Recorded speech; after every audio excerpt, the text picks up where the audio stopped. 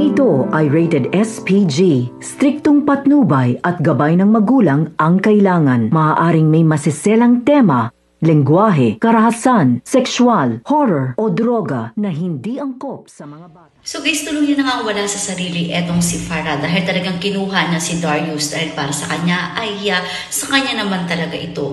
Nag-aalala naman itong si Cheska at maging si Lucy kung nasa na nga ba si Darius dahil hanggang ngayon ay hindi pa ito nahahanap.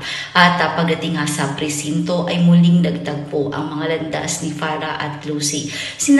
Nakabestida pa nga itong si Farah at sinabi nga nito at nagulat na kasi nawawala daw si Darius. Papaano na nga daw ang kanilang magiging anak.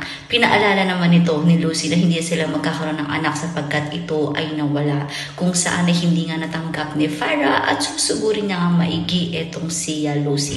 So sa pakiramdam ni Farah ay buntis pa rin siya, talagang ibang epekto ng pagkawala ng kanyang pinagbubuntis sa kanyang sinapupunan. Ngunit paano nga ba makikita nila Lucy itong si Darius? Yan ang mga dapat nating abangan dito nga lang sa Stolen Life.